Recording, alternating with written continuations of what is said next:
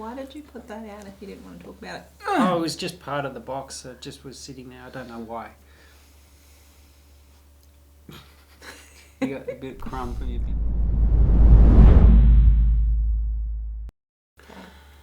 G'day and welcome to Black Opal Direct. My name's Justin. Well, this is Tamika. Hello.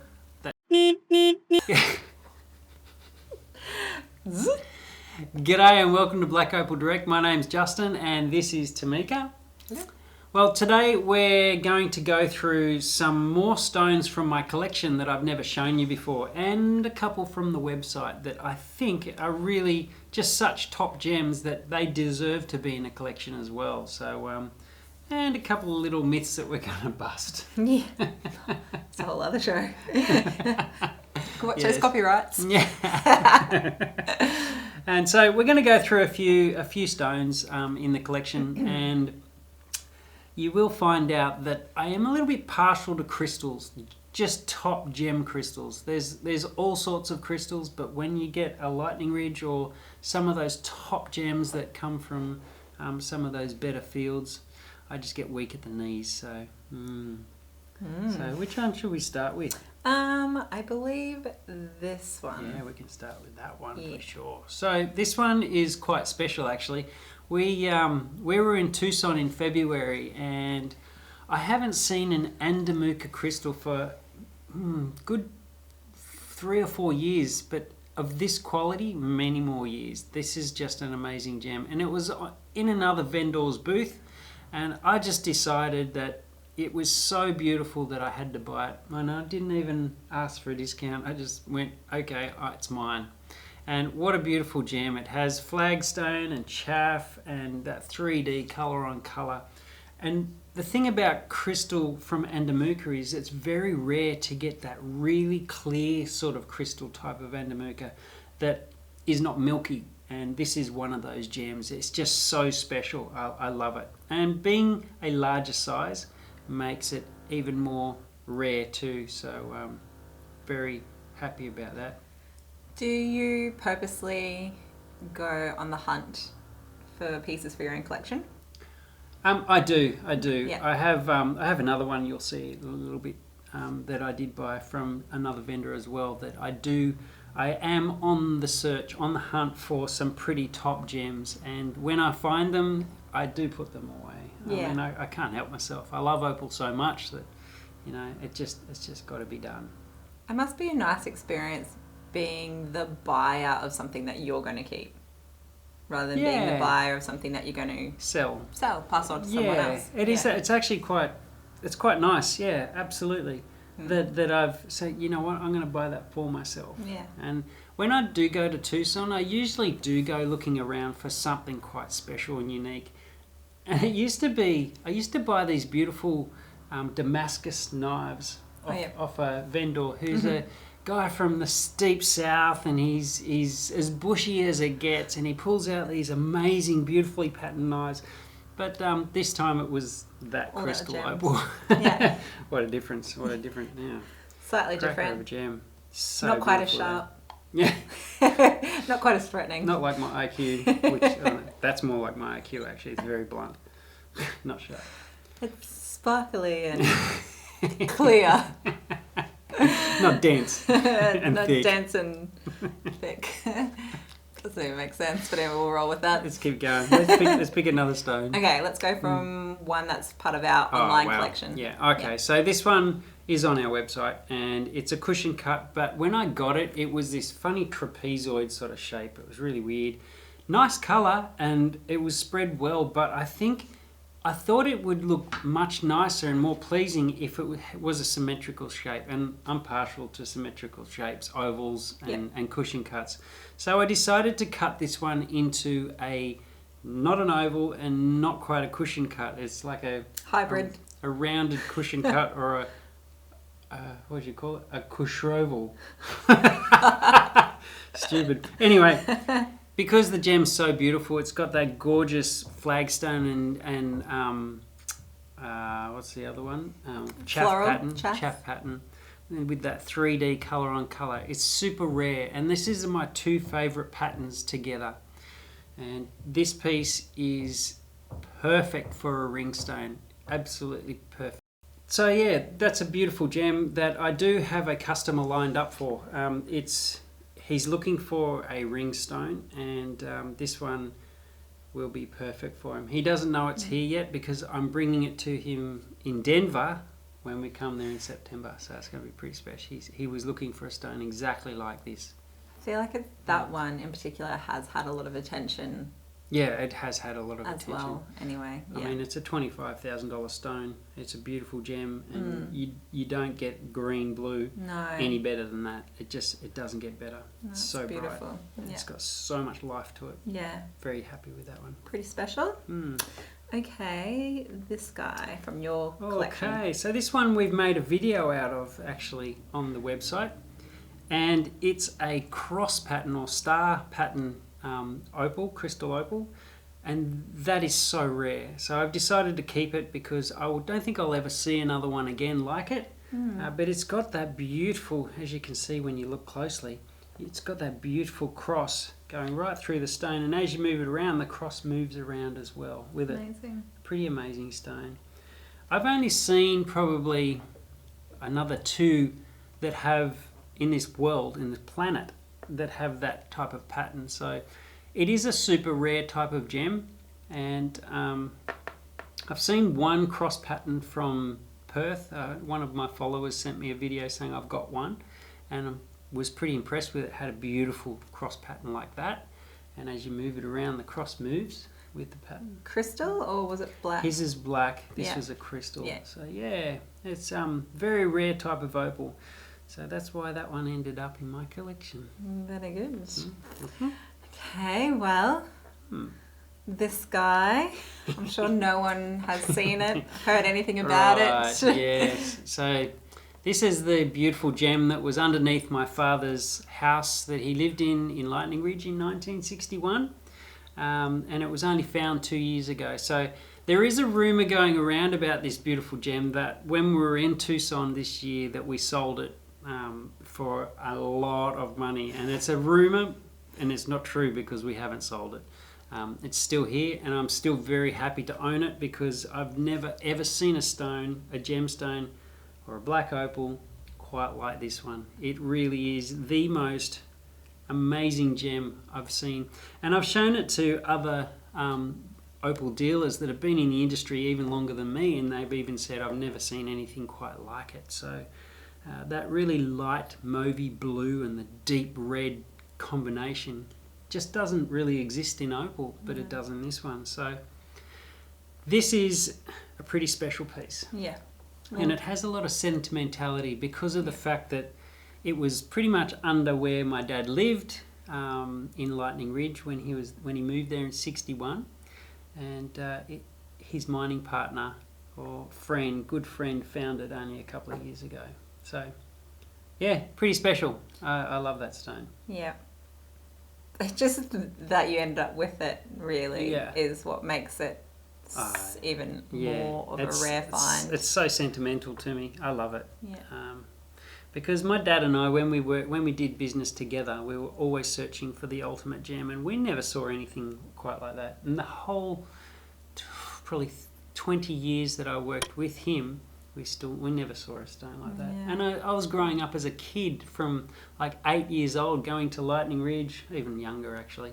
But I was seeing the opal he was working with, and I never saw anything, nothing like it. No, it's I wish he could have seen it. Yeah. He would have been very happy.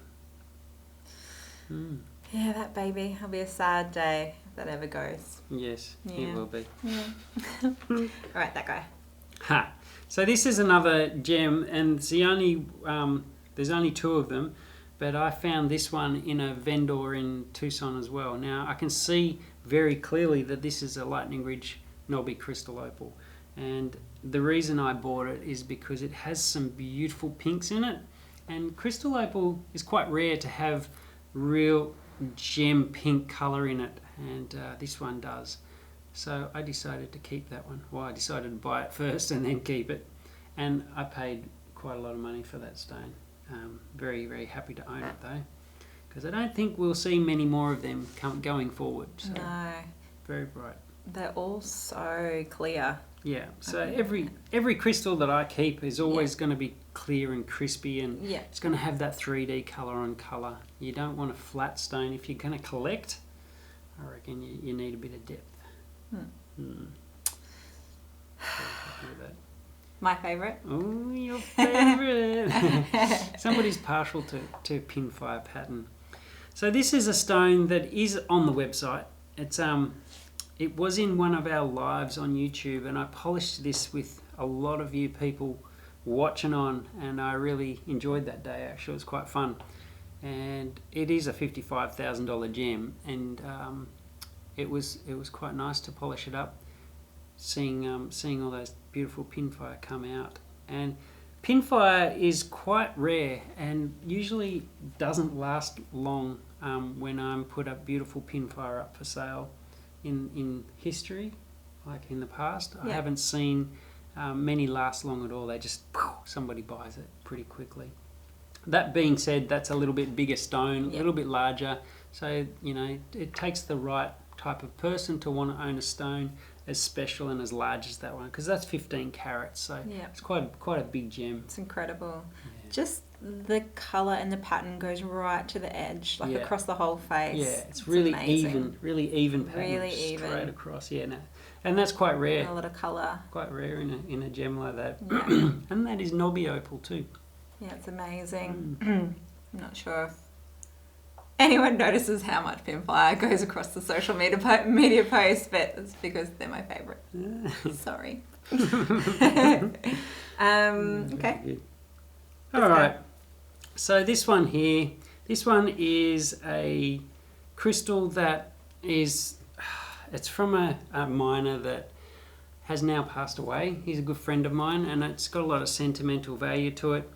And while it is an absolute cracking green neon crystal, like it's really, really bright, it's got that 3D colour on colour, it also has a lot of memory about it that I do remember my friend, and every time I look at it, I think of the field that he worked at, and it just has I have an attachment to it, to a connection to him.